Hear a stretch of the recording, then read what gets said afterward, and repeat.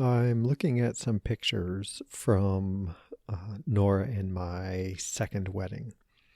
And I'm actually looking at a picture on the wall over there that my youngest, she took a photo from the wedding, from the photographer that we had. And then I don't know, I don't know because I'm old, but she did something on her iPhone where she like drew it. I don't know how she did it, but it's hand drawn, but it's a picture. I have a photograph of this picture, but it's hand drawn. And it's me and my four girls, all in kind of a big group hug. And yeah, it's one of my favorite things. It's one of my favorite things. And I like it a lot. And so that got me reminiscing about pictures about the day. And it wasn't the anniversary of that day was just, I don't know, 3 weeks ago, 4 weeks ago. I don't know what the date is today. We'll get there. But I didn't, it's been 7 years, and 7 years now, we don't look back on those pictures, I guess, when it's the anniversary, or whatever. I guess there was a lot of stuff going on at that point. But so I'm looking back at those pictures. I'm looking at the beach where we were married, and it got me thinking about the night before the wedding. And I think I mentioned this. I don't know if I told this story, but I spent a lot of time at that beach the night before the wedding, thinking about not making it to the wedding. And I'm gonna tell that story a little bit. I'm gonna tell why it's on my mind now, and what's changed, I think, when I think about that night. It's Sunday, September 3rd, 2023. And as of this recording, I'm still depressed, but I'm not dead.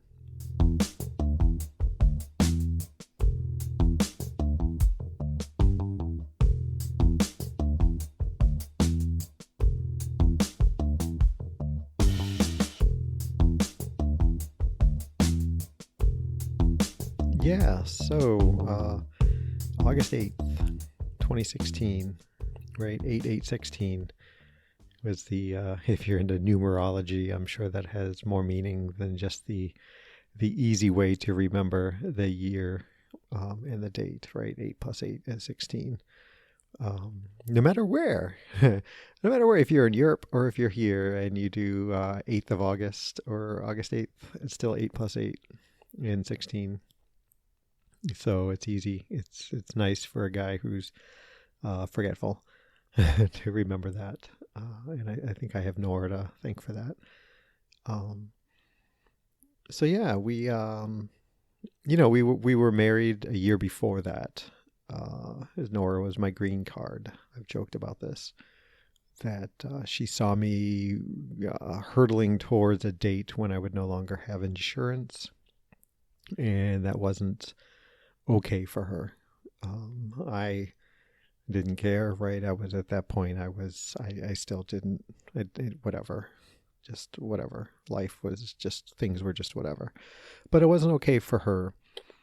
And she made the gracious, loving, amazing offer to say, hey, let's get married. We love each other. We're probably going to get married someday anyway. Let's just do it now. You can hop on my insurance and we'll be able to take care of you. So that is our official wedding date. And then we have the August 8th, the following year, when we had a small ceremony for a couple friends and our families. And yeah, so we did that.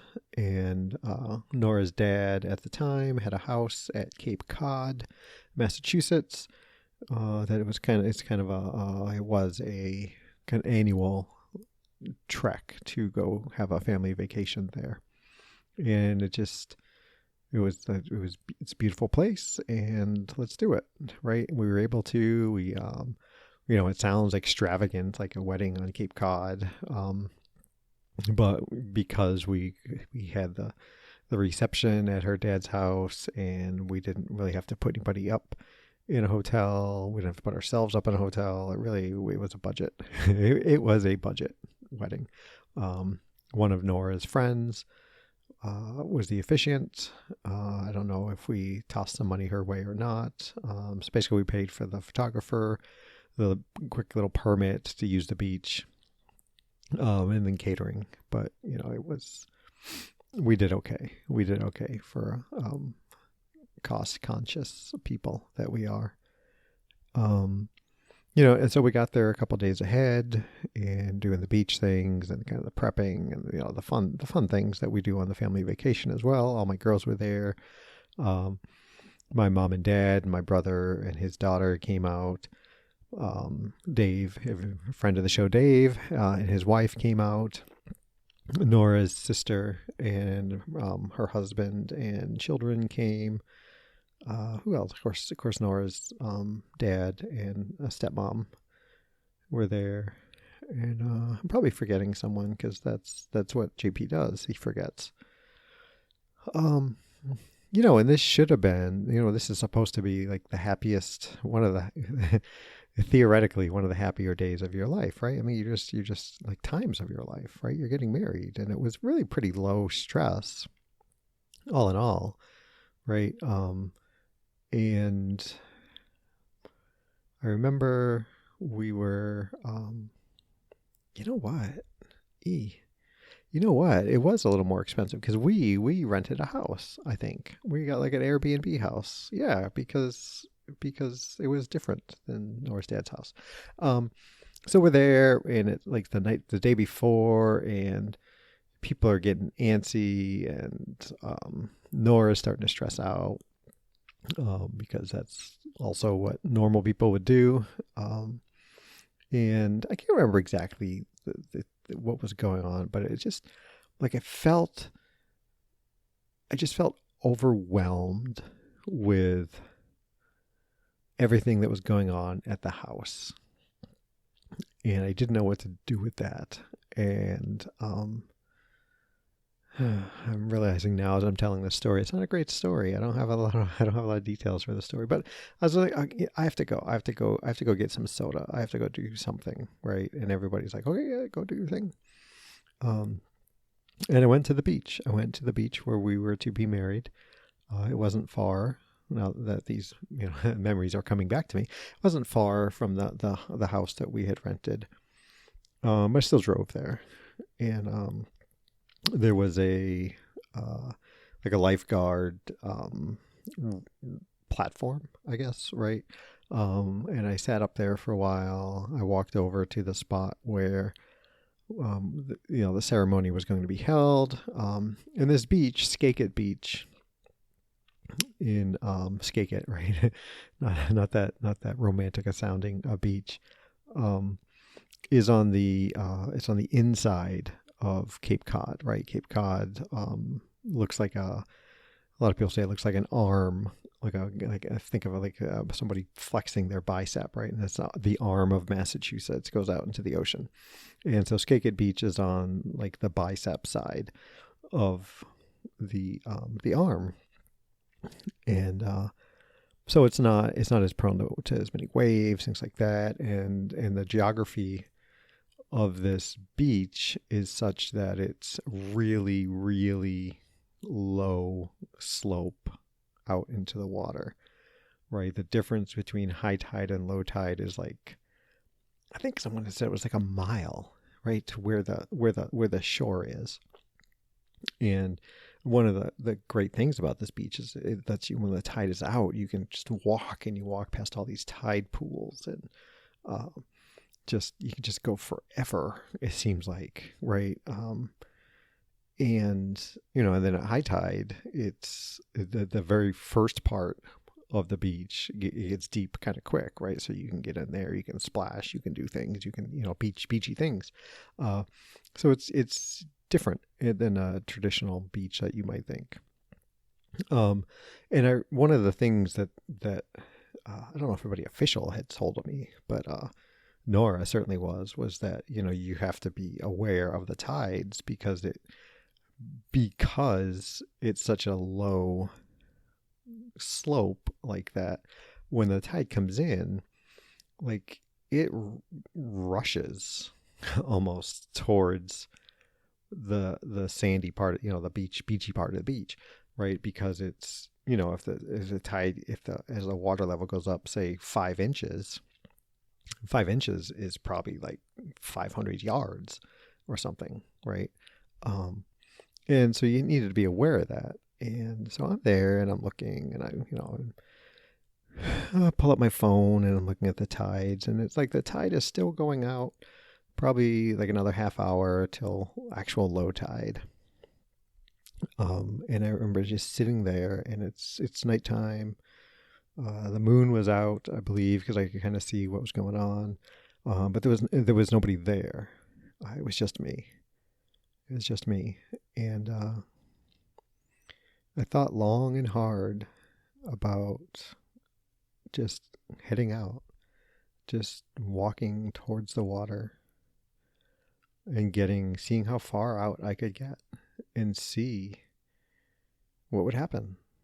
Like, would the tide rush in faster than I would be able to get back? Look, I don't know. At some point, is there a drop off, right? Like, could I find myself in deep water quickly, very fast? And I was okay with that. I was okay with, well, this could be it, right? Like, I mean, during that time, this was like 1 year, 20 months, 20 months probably from my significant suicide attempt in January of 2015, right? But it was still really there with me, right? It was omnipresent. It was just always there. And maybe it was the stress of the situation. I mean, I think mostly what I had to do was just, there was so many people, and JP does not like many people. Some of my favorite times are with 5 people, right? If I could spend every day with alone time with Nora, just kind of talking and walking, whatever. And then like once a week with Nora and my 4 girls, like I'd be a content JP. I'd be a content podcast host. But there was just so many, just so many people. And this was whatever 7 years ago, so everybody was a lot younger, right? And it was oh man, it was more than I could take, and it was enough that made me think, wow, let's do something. Let's do something about this and just make it all go away. I ended up not. I didn't even. I think I walked out a little bit, right? Because it's just a kind of a cool situation to be able to walk on a beach like that. But I didn't, and I don't know why. I don't know why. But so the reason that this is kind of prominent now is, I've had lifing that has brought me back to you guys, brought me back to your earballs.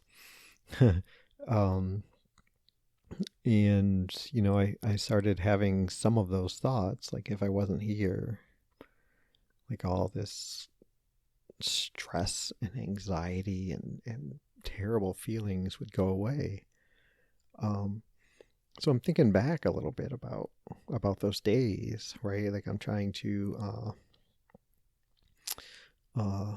measure maybe, see where I am compared to those days. I'm there's certain things, like I crave knowledge and I needed to know, like, where am I in relation to 2015, 2016, 2017? when I was really still in the throes of a lot of this. And I thought back to that night, and and I tried to think of myself like in the water, say, deeper than, I can't stand up and have my head above the water. And like, what would I have done? Like, I tried to imagine, would, you know,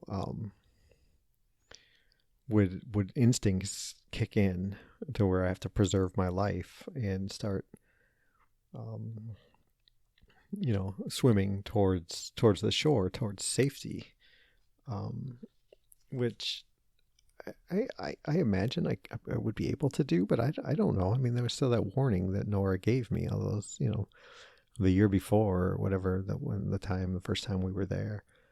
Uh, and I thought about this, and I remember I was laying in bed the other night. Nora is away; she's away in work, and then went up to Minnesota to visit friends and family and go to a Duran Duran concert at the Minnesota State Fair. So good for her. She was. Oh man, I missed so many jokes. Like, the Minnesota State Fair is popular for its foods. Like, you could get like hungry like the wolf, right? There's a joke there somewhere. And so anyway, so I'm laying in bed and I'm feeling kind of crummy. Things are slowly progressing towards better, emotionally inside my head. And but it's a long time being away from Nora, right? Like, I traveled the 2 days before she left, and we didn't cross paths, and then she's gone. And so I'm just thinking about these things, waiting for my trazodone to kick in so I can sleep for a little bit. And I tried to think about what I would do, and like, I don't know. I don't. I was thinking. So there's a podcast that I was listening to. They were talking about like the effect of antidepressants or different or even like serotonin, maybe not the antidepressant themselves, and their effect on rats, right? That's where we test things. And one of the tests that they do is like, they put a rat in water and they time how long it takes for the rat to just give up, right?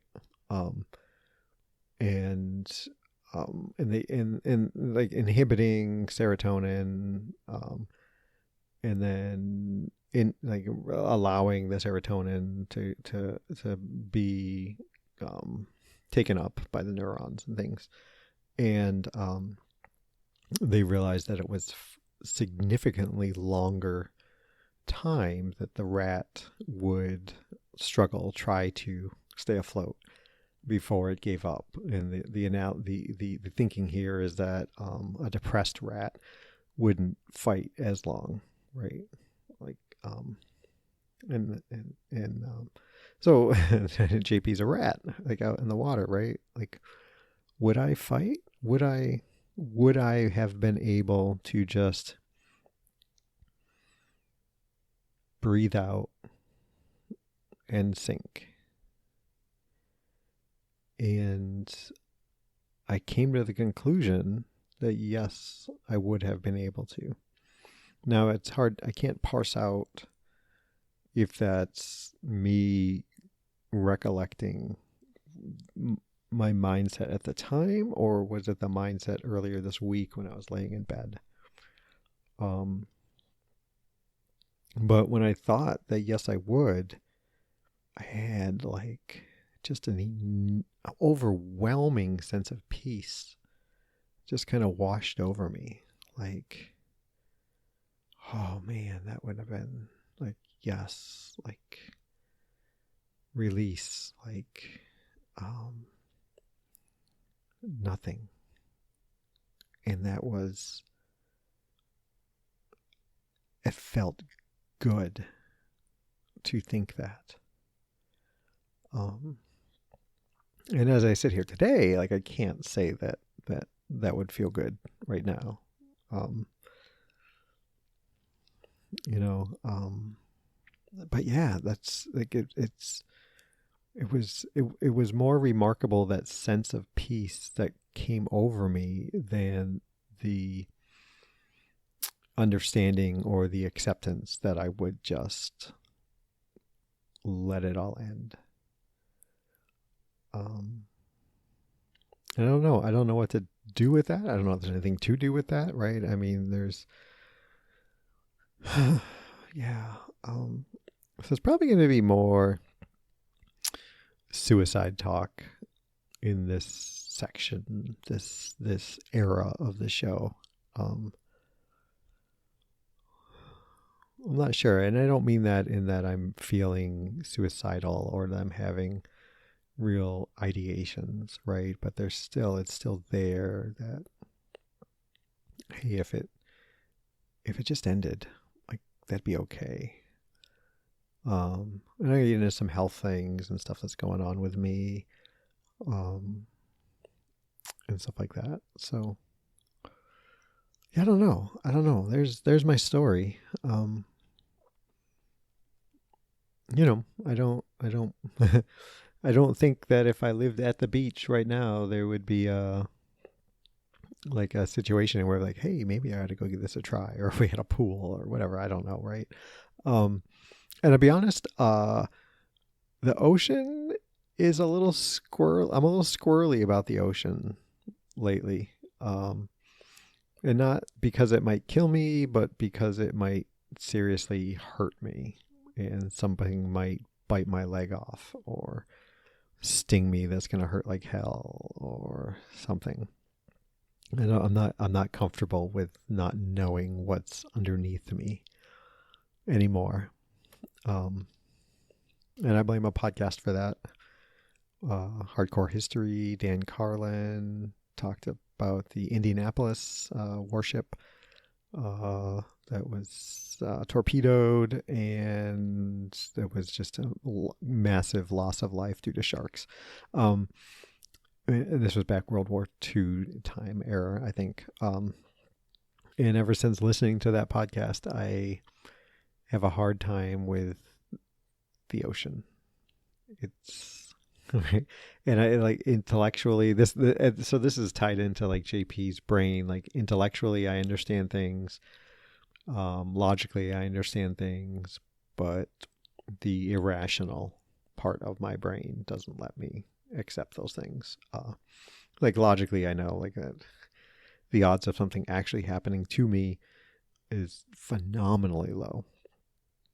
But when it's just like, well, if I'm in the water, like all the sharks are coming, or even whatever, like a giant sea turtle is gonna nip one of my toes off because it looks yummy. Like irrational JP.